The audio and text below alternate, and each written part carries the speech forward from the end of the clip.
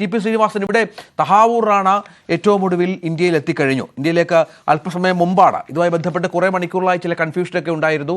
നേരത്തെ 3 മണിക്ക് എത്തി എന്ന് പറഞ്ഞ് ഞങ്ങളടക്കമുള്ള മാധ്യമങ്ങൾ റിപ്പോർട്ട് ചെയ്തു. പക്ഷേ പിന്നീട് NIA നിഷേധിക്കുന്ന പശ്ചാത്തലം ഉണ്ടാകുന്നു. ഇപ്പോൾ അദ്ദേഹത്തെ തഹാവൂർ റാണയെ ഇന്ത്യയിൽ എത്തിച്ച പശ്ചാത്തലമുണ്ട്. എന്ത് പ്രതീക്ഷിക്കണം?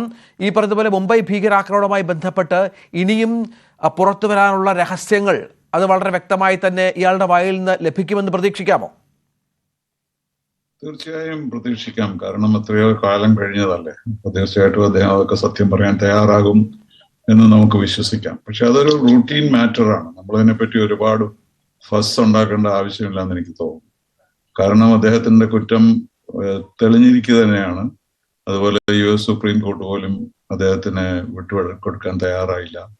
പ്രസിഡന്റ് ട്രംപ് ഒരു സ്പെഷ്യൽ ജെസ്ചർ എന്ന നിലയിൽ അതാണ് ആദ്യം നമ്മുടെ പ്രധാനമന്ത്രിയോട് പറഞ്ഞത്. അപ്പോൾ അതൊക്കെ റൂട്ടീനായിട്ട് പോകുന്നു. അതിനെപ്പറ്റി വലിയ വാർത്താ പ്രാധാന്യം ഉണ്ടെന്ന് എനിക്ക് തോന്നുന്നില്ല. പക്ഷെ യഥാർത്ഥത്തിലുള്ള വാർത്താ പ്രാധാന്യം എന്ന് പറയുന്നത് നമ്മുടെ fight against terrorism, particularly after 9/11. 9/11 ശേഷം എല്ലാവരും പ്രതിജ്ഞയെടുത്തതാണ് ടെററിസം ഇല്ലാതാക്കും. യുണൈറ്റഡ് നേഷൻസിൽ നമ്മൾ അവതരിപ്പിച്ച കോംപ്രിഹെൻസീവ് ആന്റി ടെററിസം റെസൊല്യൂഷൻ ഉടനെ തന്നെ പാസ്സാക്കുമെന്ന് വരെ വാർത്തകളുണ്ടായിരുന്നു. പക്ഷേ UNLSC നമുക്കറിയാം, one man's terrorist is another man's freedom fighter എന്നുള്ള തിയറി ഉണ്ട്. ടെററിസം എന്താണെന്ന് ഡിഫൈൻ ചെയ്തിട്ട് പോലുമില്ല. എന്നാലും നമ്മൾ വളരെ ആക്റ്റീവാണ്.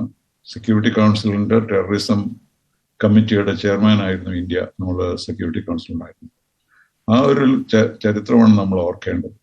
നമുക്ക് നമ്മുടെ താല്പര്യങ്ങൾക്ക് ഉപരിയായി ടെററിസത്തിനെതിരായി നമ്മൾ ഫൈറ്റ് ചെയ്യുന്നതിൻ്റെ ഒരു ഭാഗമായിട്ടാണ് ഞാൻ ഇതിനെ കാണുന്നത്.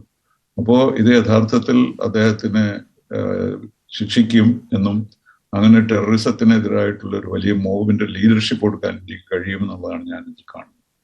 അതുകൊണ്ട് നമ്മളത് എക്സ്പെക്ട് ചെയ്യേണ്ടതാണ്. ഇത് ബോംബെയിലെ ടെററിസം മാത്രമല്ല, ലോകത്തെല്ലാമുള്ള ടെററിസ്റ്റ് നെറ്റ്വർക്കിന്റെ അതില് പാകിസ്ഥാന്റെ താല്പര്യം അതിൽ പങ്കെടുത്തിട്ടുണ്ടെന്ന് അറിയാം. അപ്പൊ അതുകൊണ്ടാണ് പാകിസ്ഥാനിൽ നിന്ന് ഇത് പാകിസ്ഥാൻ ഇക്കാര്യത്തിൽ വളരെ മാറി.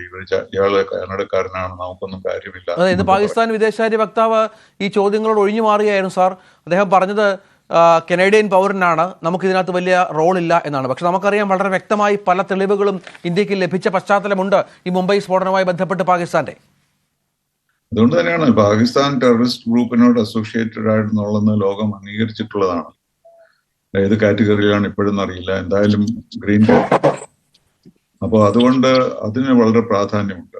അപ്പോൾ ഒരു ഇന്റർനാഷണൽ ടെററിസത്തിനെതിരായിട്ടുള്ള ഒരു ശ്രമത്തിന്റെ ഇന്ത്യക്ക് പ്രധാനമായ ഒരു സ്ഥാനം കിട്ടിയിരിക്കുകയാണ് ഇക്കാര്യത്തിൽ. അങ്ങനെ വേണം നമ്മൾ ഇതിനെ കാണാൻ.